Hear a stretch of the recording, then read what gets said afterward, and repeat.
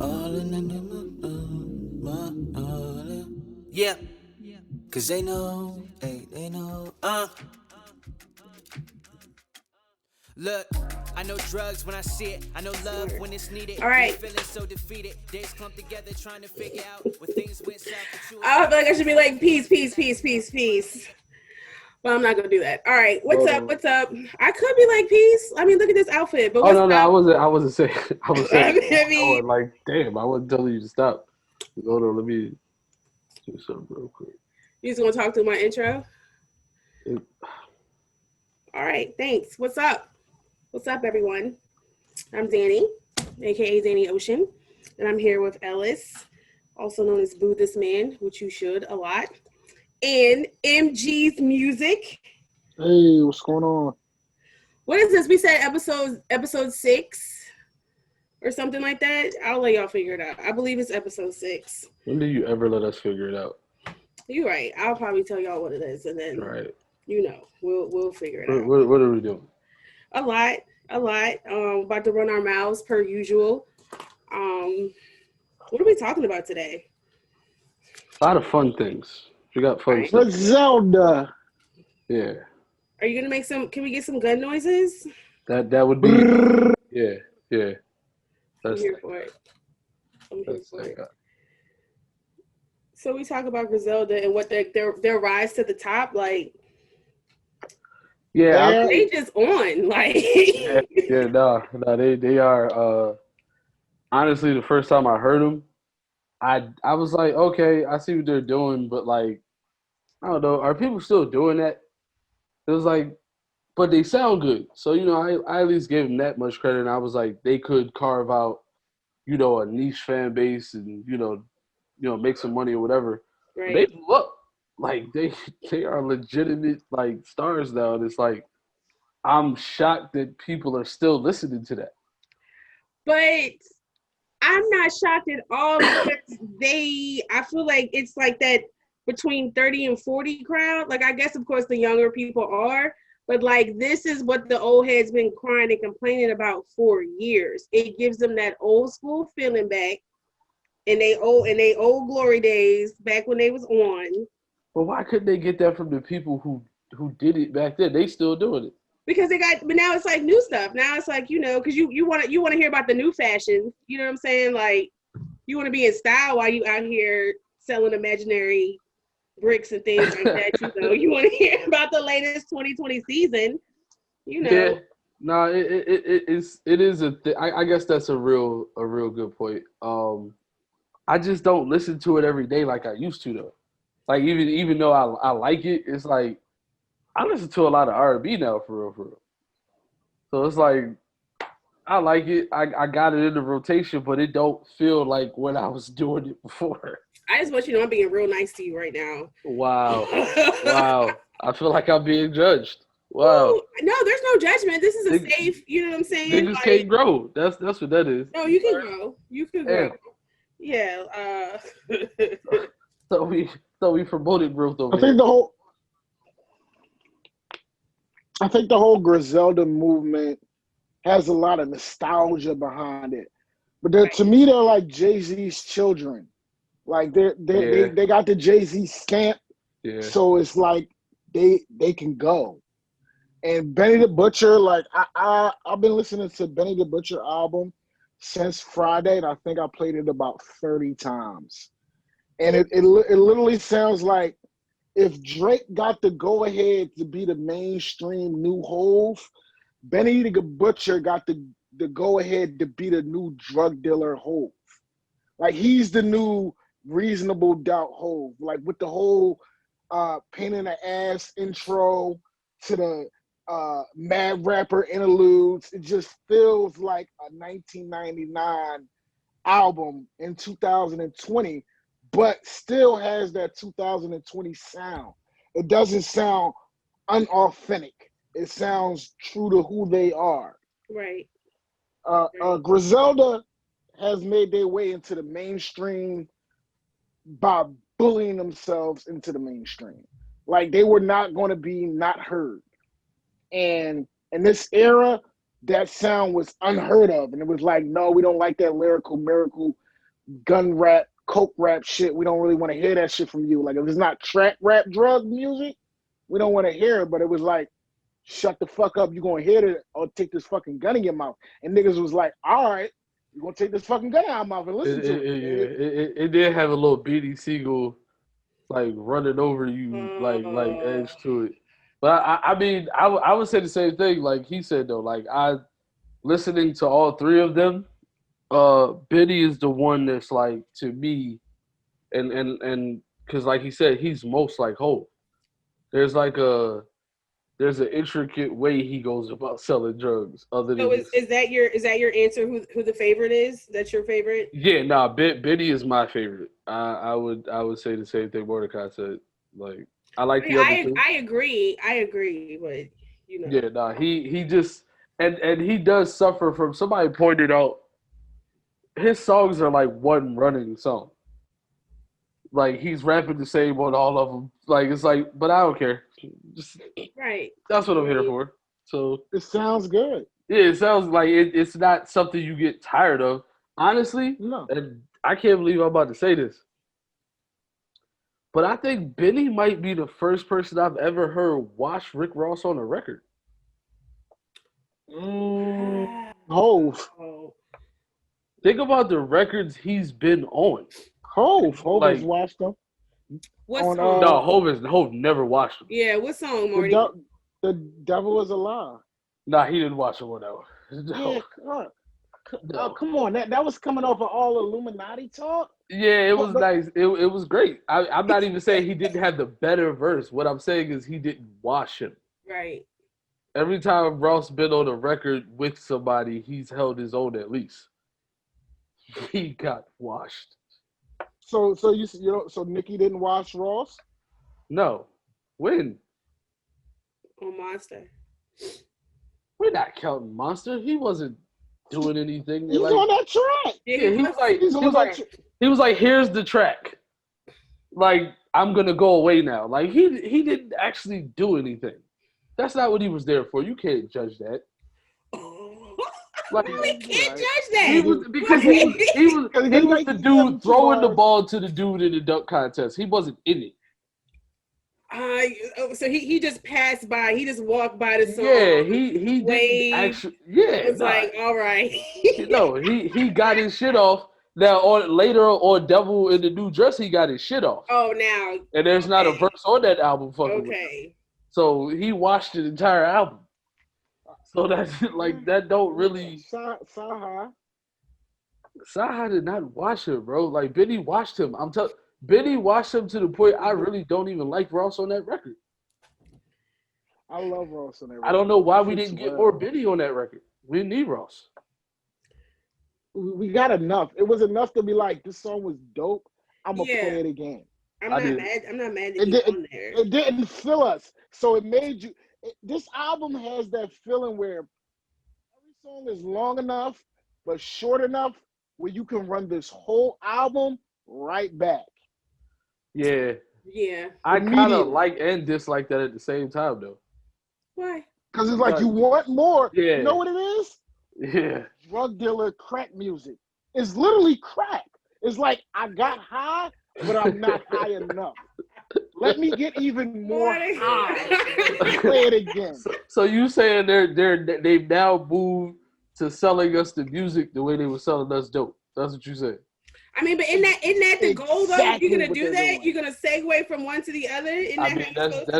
That's genius. They keeping that same energy. I mean, I was saying that very Jay-Z. Isn't that very like a very Jay-Z thing? I mean, I like it more now that you described it that way. So it's crack music. Since Benny is y'all's Beyonce, where does that leave the other two members for y'all? I got Conway the Machine. Yeah. He is special. Conway the Machine is very special because people disagree. Even though I think Conway is very special. Conway has a lyrical bravado about him. He's the first person I have ever heard rap about shaking Beyonce's hand and making it sound hard as fuck. Like, how do you rap about shaking another woman's hand and making it sound like the coolest thing in the like. He made Beyonce sound like Pablo Escobar. I mean, cause Shook pop she kind of is though. Like pretty much. if music is what they push, like powerful. Yeah, no, I mean, I'd probably act the same way too. Like shit. You know what? No pun intended. She's Griselda.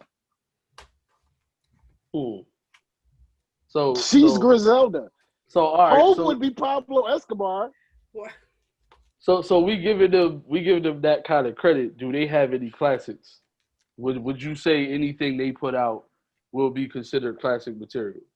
3 projects, 2 this year, 1 last year. And you think 5-10 years from now we gonna look back at them the same way? Right, the shelf life. 3 days I have played Benny the Butcher's album, no exaggeration, 30 times. I've played it a few times. I'm not gonna lie. I have played it a few times. I mean, I did run it back in the car twice. I've skipped around on I've listened to it a few times and I've skipped around, but I always listen to Burden of Proof at least twice. Burden of Proof is really dope. Yeah. I can't. I play it straight through. To work, from work, come home, get washed. I'm playing the Benny the Butcher album, and the same way it was for me for that Conway album that came out just recently. I think that's going to stand the test of time, as well as their group project. What would China? What was it? What would China? WWCD. What would China something do? I don't know. I don't know, man. I thought the same thing. I listen to Jaron Benton, who is not necessarily a coke rapper, so to speak, but he's that old, shit we grew up on type.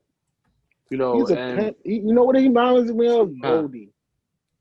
He reminds me of Goldie. I can see why you say that, and I kind of got that vibe from him, but I don't know if I go back to his shit as much as I did even 2 years ago.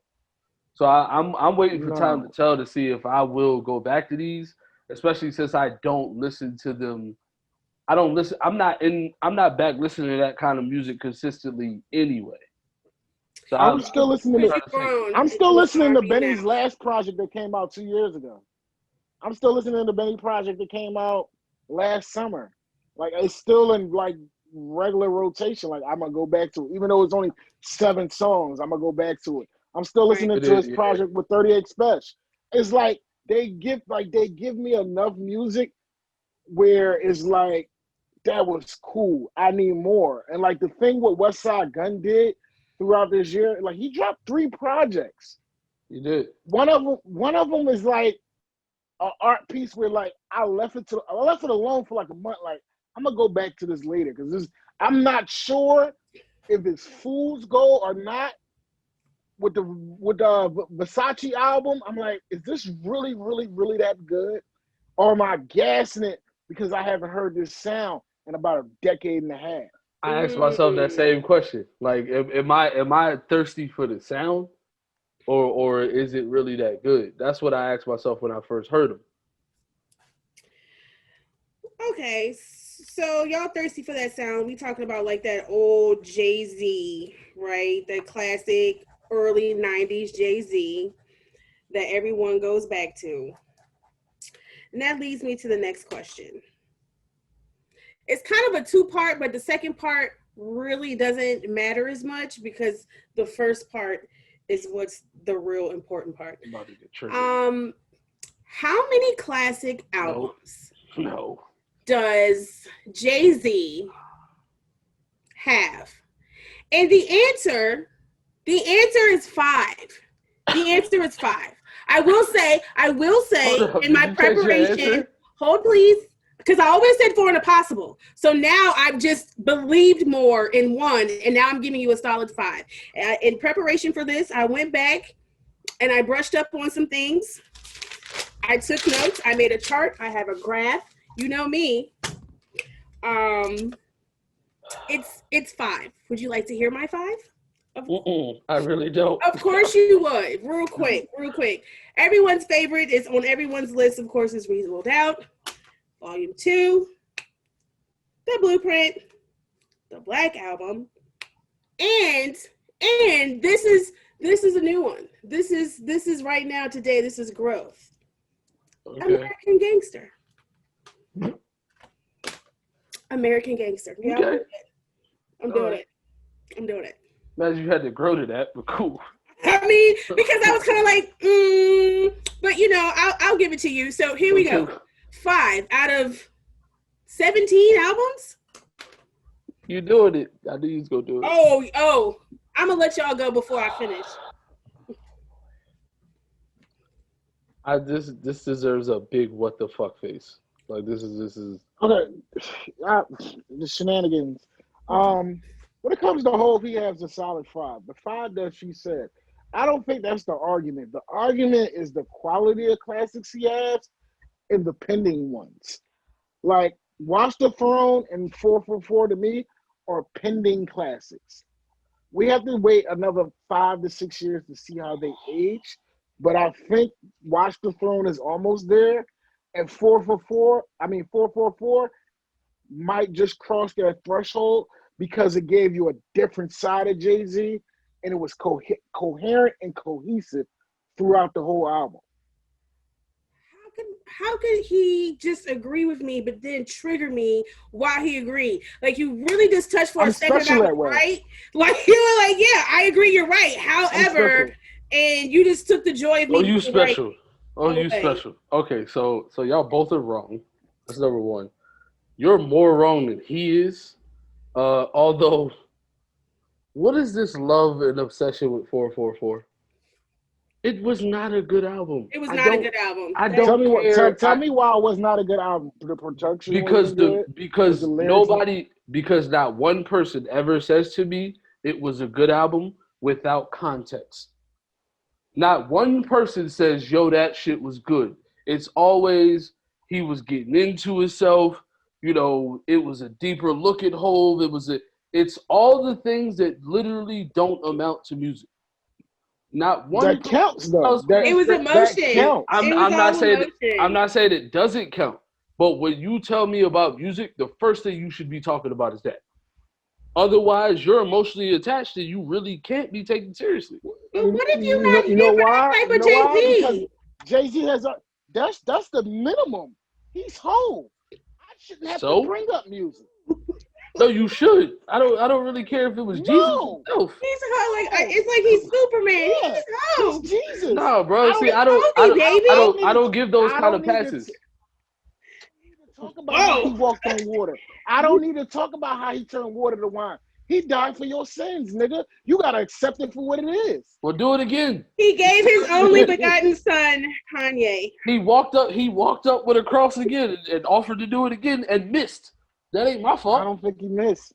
He missed hard. Okay. So how many does he have? Let's stop the 4. He's got 8. Now, see, you're going back and forth. Is it 8 possible or is it 9? I said it. Did I say at least 8? So you said 8. I might be flexible on one. Yeah, I'm a whole fan, and you are reaching, sir. Neither of you. Give me the 3.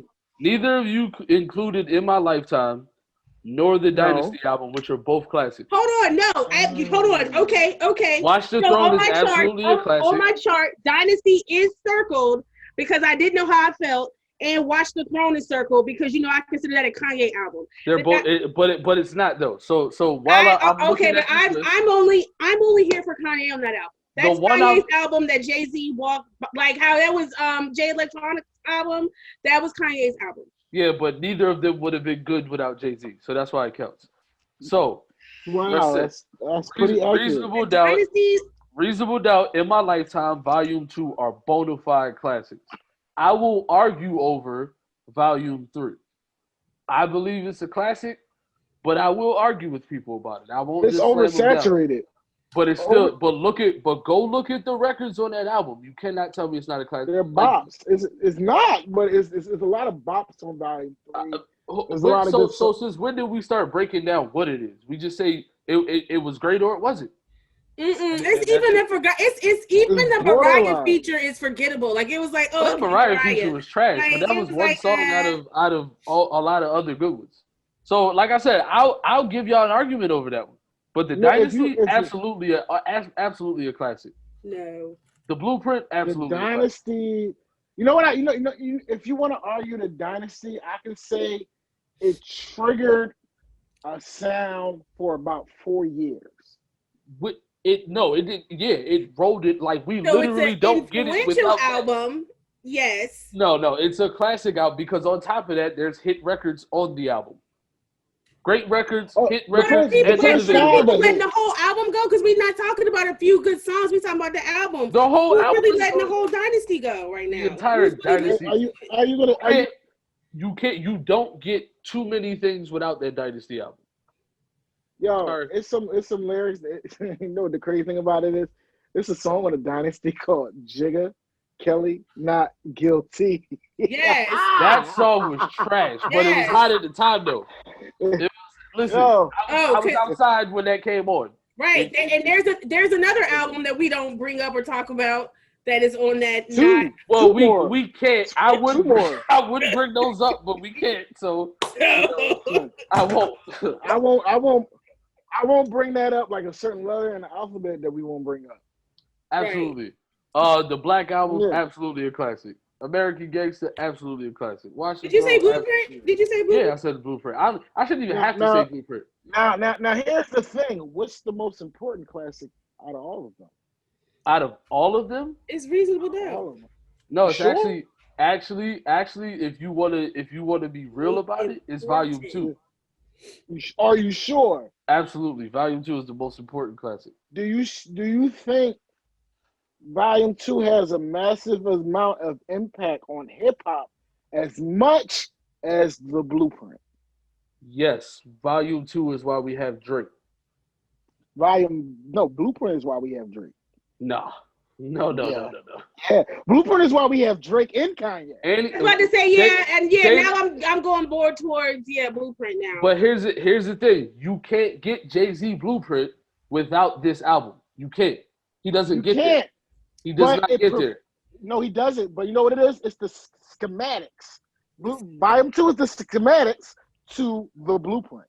But even if he didn't give us the Blueprint, and this is my point, the Blueprint, as great as it was, Kanye still got off on the Dynasty and was already in motion to still get off.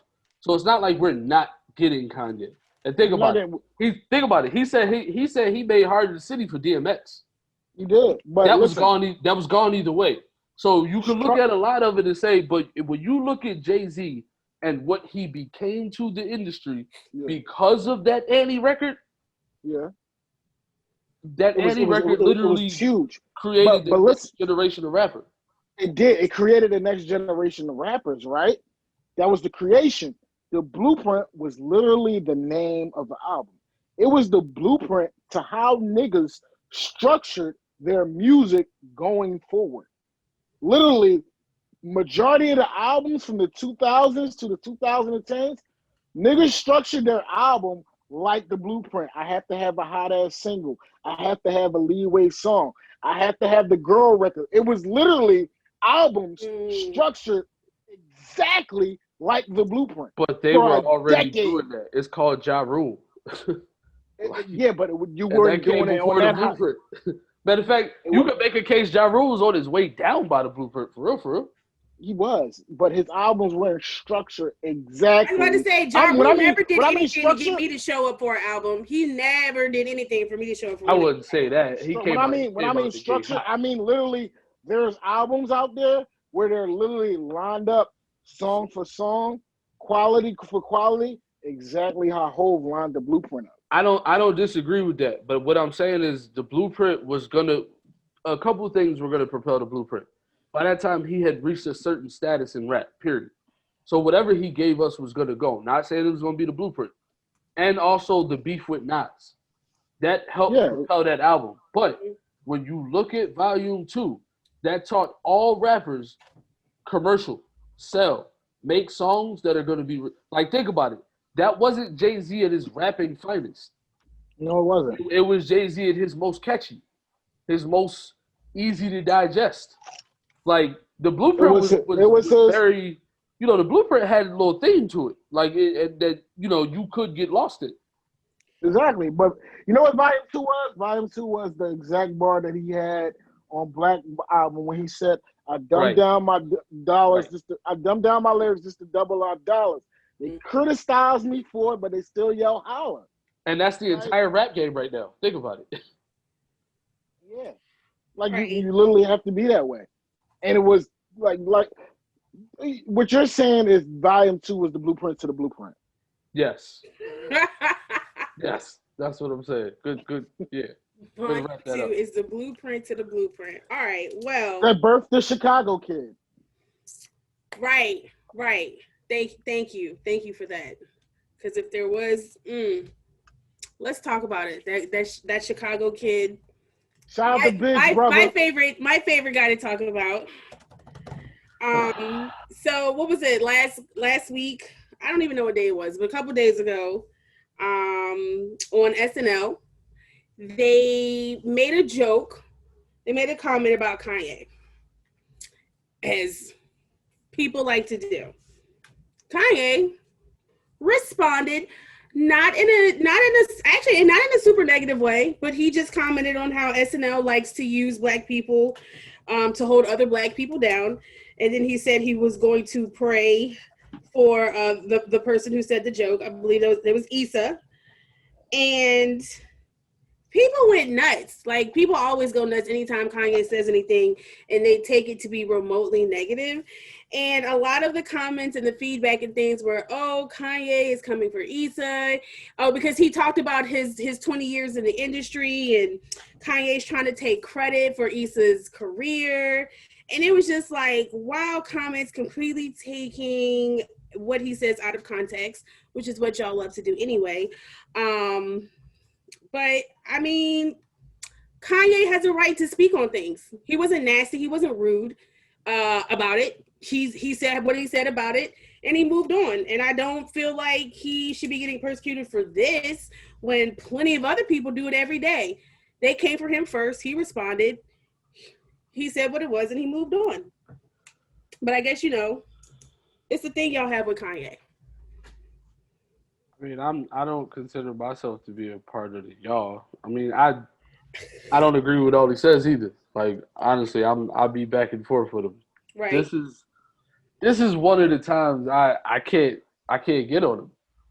Like, for real. Like, she told the joke. She was in bounds on telling the joke, but he's also in bounds on the response. And on top of that, his response wasn't anything nasty. It wasn't even like a veiled nasty shot. Like, it was like, it kind of was. I've had people say things like that to me when I was critical of them, like older people. Like, you kind of go full in on them, and they're like, yeah, man, 20 years ago I was saying the same thing to somebody that you saying, and then I got here and I saw this, and Right. it's different. So, I'm not even gonna hold that against you. That's kind of how he came off, and whether or not you agree with that or not, it's not nasty. It's not warranted of a think piece or nothing like that. Like, she made a joke. He took exception to the joke. He responded in a respectful way. They should move on. Like, I'm not gonna hold that one against him. My thing with Kanye is he has the right to criticize his criticism, but in his criticism to that criticizing of himself, it's always doused in a large amount of narcissism. There's a lot of narcissism behind Kanye's rebuttals to when people say shit like they don't like him or fuck him or whatever. It's like, we owe you something. I don't owe you shit. If I don't like you, I don't like you. I can say what I want. He's one of the main people that always voices their opinions on someone else. But when someone voices their opinion on him, he's like, the audacity. How dare you? No, fuck you, sir. Just as much as you say fuck anybody else, someone can say fuck you too. And if you don't like it, oh well, it is what it is. But you don't have to poke your chest out and go, my 20 years are more important than blah, blah, blah, blah, blah. No, nigga, she said fuck you. It was a joke. Take it for what it is. he has always had this beef with SNL when they make jokes about him, like the audacity of them, but then use their platform to boost his narcissism and like, yeah, y'all make jokes about me. I don't like it, but I can still use your platform to get my shit off. Not really, sir. You still look like a dick. Kanye is a narcissist. Have you met Kanye? Like, do you know Kanye? Not like that, but I'm just saying, like, as far as like, I mean, that's Kanye. That's been his whole thing. Is I'm me.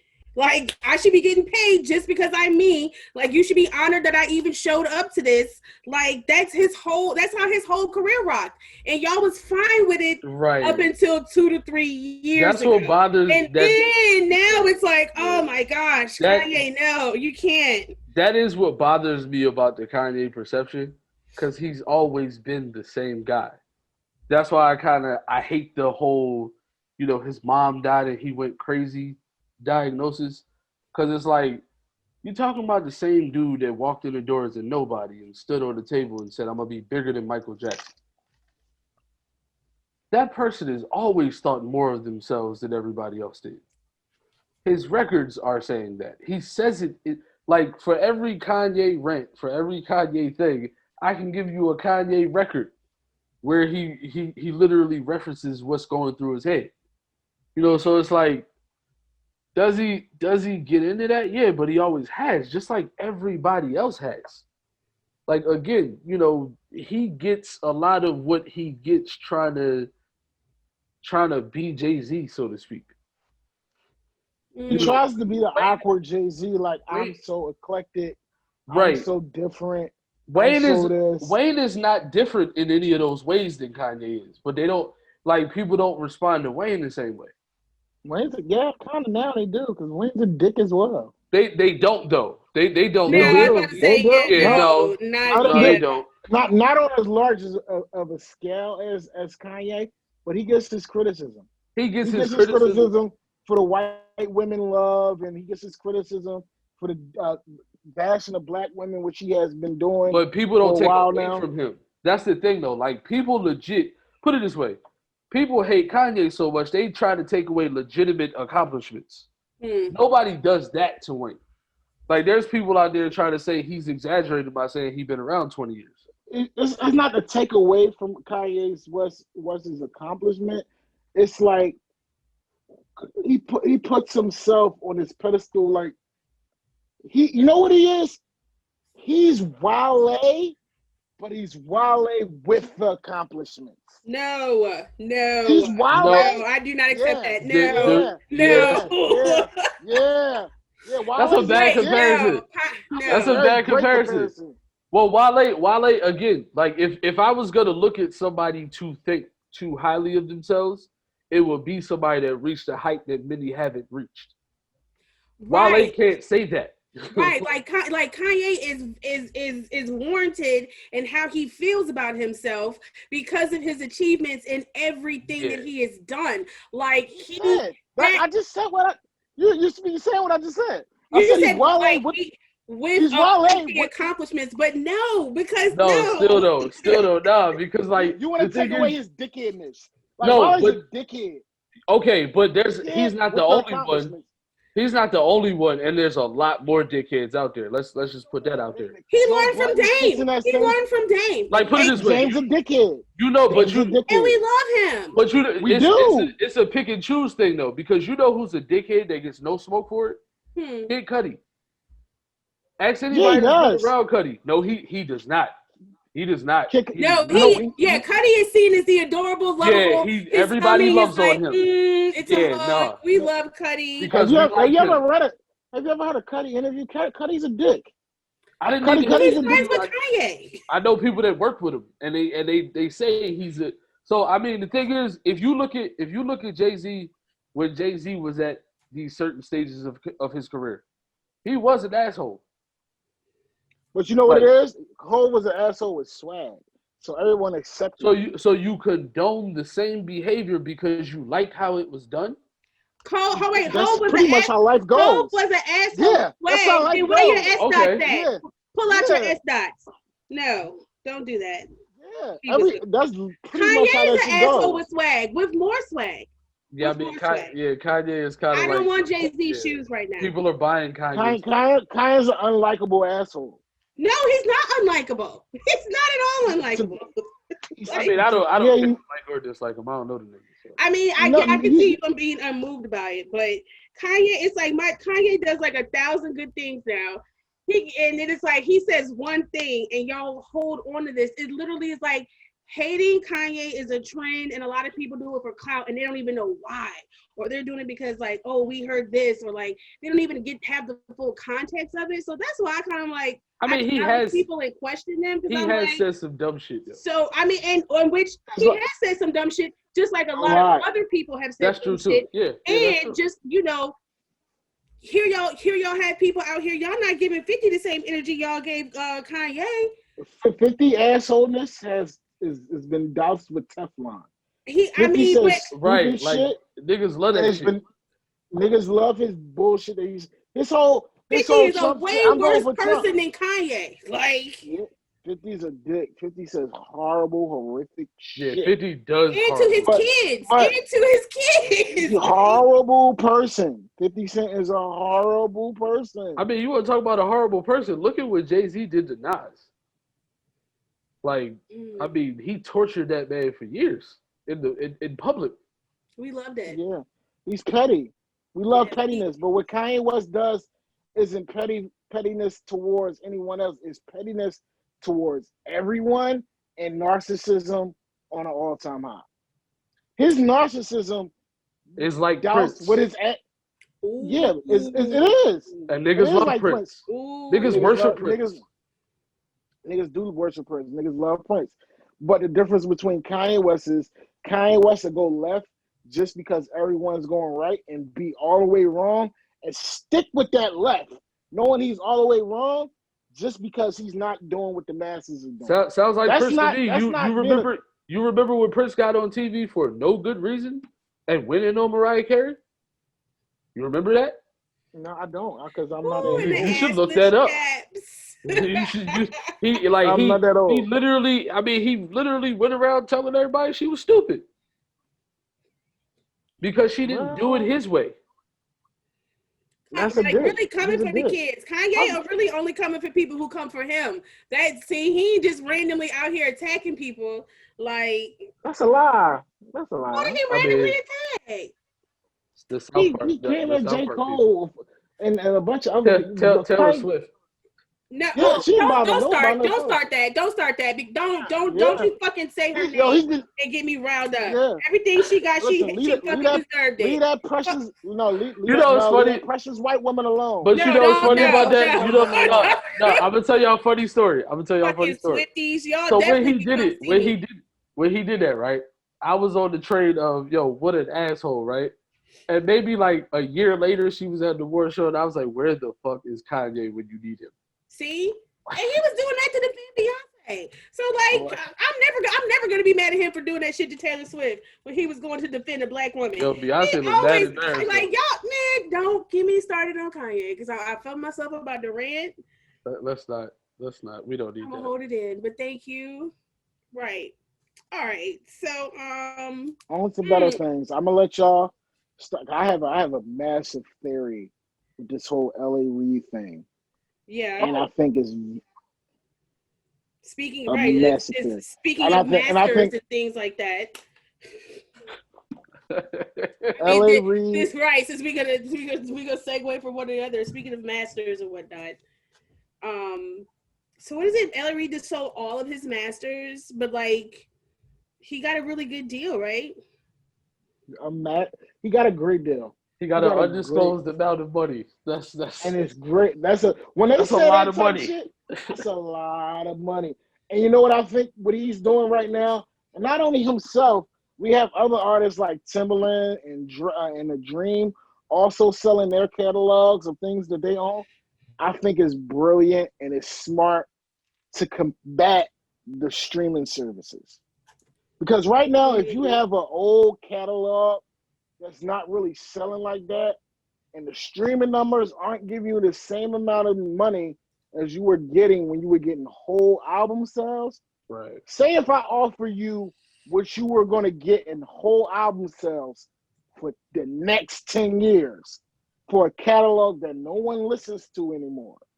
I'm going to take that fucking money. That's a smart move because I know I'm not going to make this amount of money nowadays with the streaming numbers. And for you to make that amount of money, you're going to have to need a lot of catalogs to generate that income. I mean, it's So it's the same principle of real estate. It's a real estate principle. I think a lot of people are looking at it like L.A. Reid is up to something, or why doesn't he do this and what he doesn't do that? And it's like, bro, the reason you have this is so you can make a choice of what to do with it.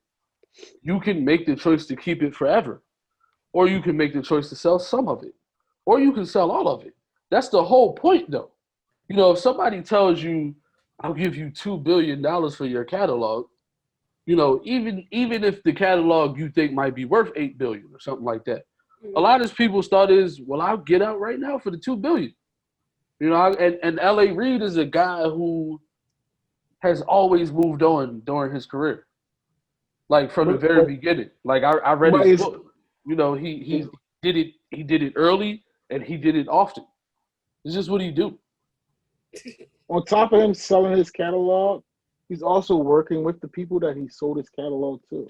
I made that point. Like he also negotiated a seat to be on the board of that company.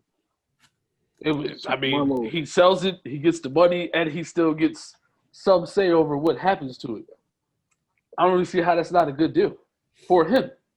Maybe somebody else doesn't. That's genius. So will it affect the artist in any way? I mean, somebody else owns their music. They didn't own it anyway. So does it affect them? Same amount. It doesn't change. Yeah, that maybe if there's some different agreement between the new company, I don't know. I don't know the full details of that, but I mean, other than that, they didn't own it anyway. Mm-hmm. No. So whatever they deal was for the copyrights, stay the same. Yeah. So what you want about to go back and renegotiate? The folks who are like, he should have given the music back to the artist.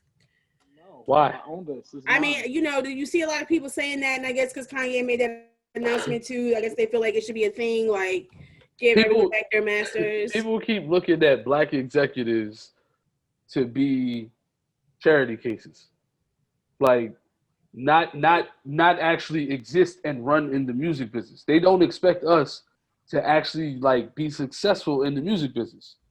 The point is to buy and sell. If you're going to sell me your catalog, then I'm going to buy it. The same way I'm going to buy your house if you sell it. And I'm trying to buy it for as little as possible and sell it for as much as possible.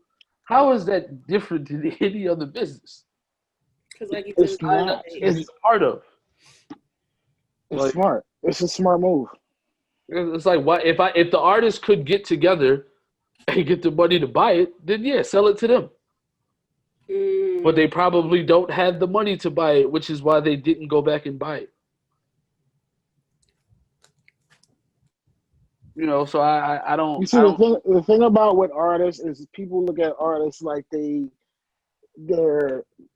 should be pitied upon when these large corporations take so much from them because they sign standard deals. But when people hear standard deals, it's like, oh, this is what everybody gets.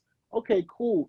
Just because it's what everybody gets doesn't mean it's necessarily right. Good thing for you, right? Right. Like, and a lot of people got fucked over. Yeah. So it's like if standard is standard for everyone to get fucked, how about I don't want to get fucked? Take me out of that standard category. But it's the standard ass fucking, with lipstick and lube. Take it. That's unfortunate.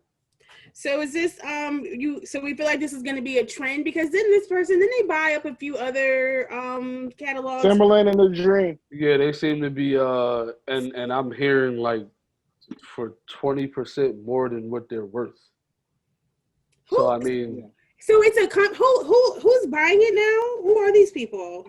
I don't know much about them, but they've got a lot of money behind them. Like a lot of money. So I mean, L.A. Reid had 162 songs in that catalog. and L.A. Reid's name is synonymous with hit records. So, I mean, let's not forget Toni Braxton was signed to that label when she had her biggest hits. And they I think L.A. Reid gave us not think L.A. Reid gave us Usher also. Yes. He gave us LaFace Records. Yeah, he gave us TLC. He gave us black music in the 90s. Like, he gave us Babyface and Outkast. He gave us. Wow, right. There you go. Outkast. That's a lot of records in that 162 records. Like, was there some Whitney in there? They might have done records for Whitney. Whitney was signed to Arista though. She was signed directly to Clive. Mm. Yeah, But I think that has nothing to do with L.A. Reid. Yeah, Clive did to Whitney what L.A. did to Usher. He had Whitney and he sent Whitney to work with Clive. Mm-hmm. And then L.A. signed Usher and sent them to work with Diddy. Okay. Smart moves. Yeah, like Puff is a lot of, like, we got a lot of that Usher because of Puff. He went to New York and worked with him. Puff is the master of molding images. Like, if it wasn't for Puff, we might not have an Outkast. We might not have an Usher. We might not have a Biggie Smalls or other artists like that who had no image, or Jodeci or things of that nature. And that's why it's such a I don't know. It's I'm not gonna say he did everything right, but it's kind of a lie to say that artists never thrive under him, or everybody that goes over there and like. Did he put his hands on too much? I heard Pusha T say, I think it was his album before Daytona. He did an interview. It might have been Rap Radar, and they were asking him about the process of working on that album. And he's like, "Yo, we was working on it, and it sounded good, but I knew I had to take it to Puff and let him put his hands on it." And it's like, he's got no affiliation with Puff. He's not signed to him. He's got no reason to jump up and say, I need this man to look over my record. But, like, people know. Like, we don't get, Mary J. Blige without Puff. Like I just said, we don't get Usher. We don't get – people still think Big is the greatest rapper ever because Puff got him to do something that no rapper could ever do. Be a top lyricist and make people dance at the same time. He got Keisha Cole to sing that song. He got Keisha Cole. That one, if you don't like Keisha Cole, you like that one Keisha Cole song. He made that lady sing. Like Nicki and Rick Ross went to him when they started becoming bigger stars to have him steer their career. There's too many people out. I heard Metro Boomin tell a story about how they got pulled over, by the cops while they were on their way to Diddy's house to hang out. Again, these people have no real affiliation to him. But everybody's like, yo, I need to be around him because he's going to help me.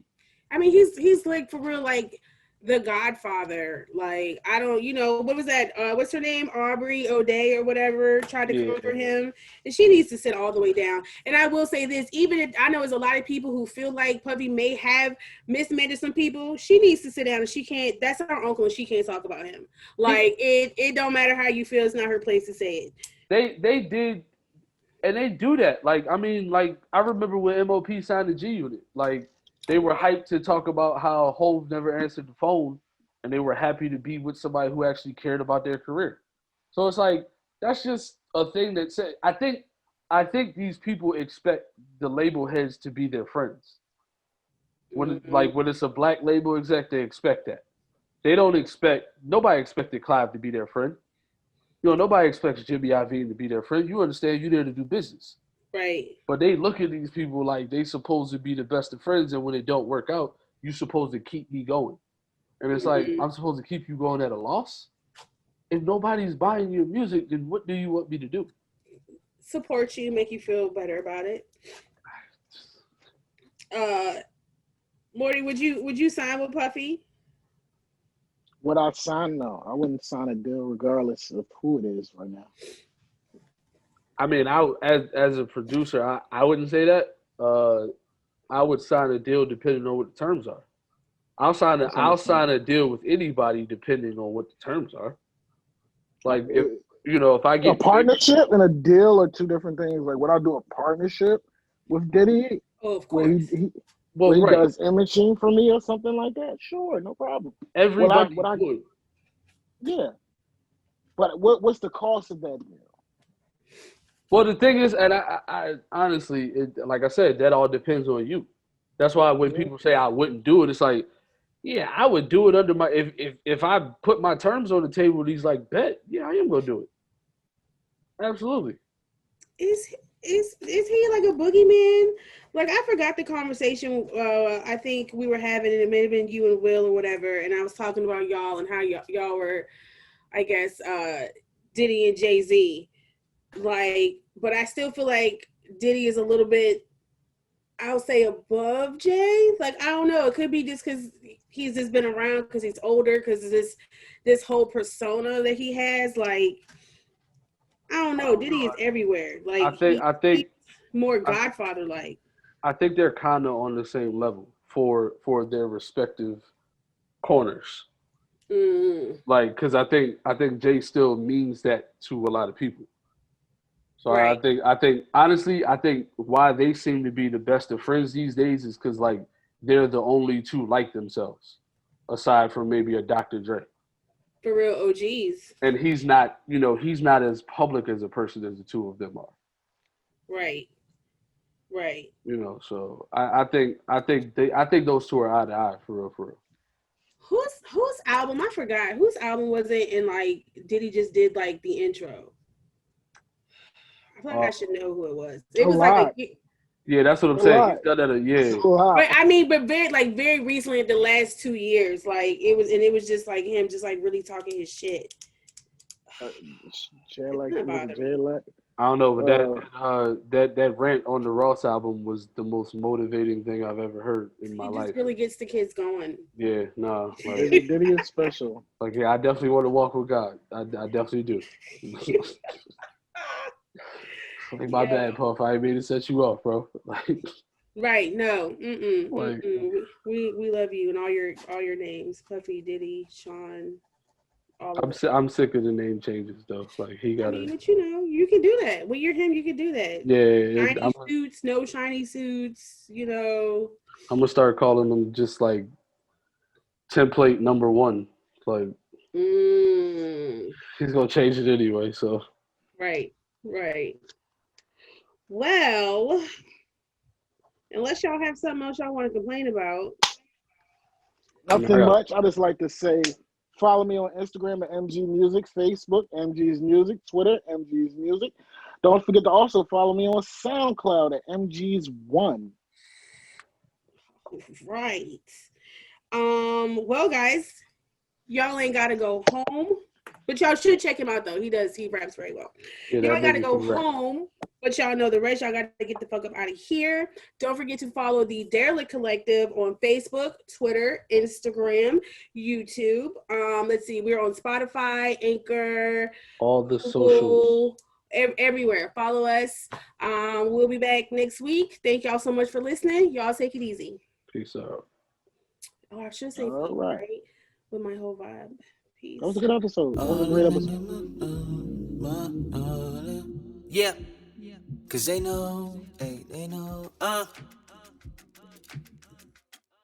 Look, I know drugs when I see it. I know love when it's needed. And you're feeling so defeated. Days clumped together trying to figure out where things went south. But you and no Professor Eddie Murphy laughing out, crying later after everybody.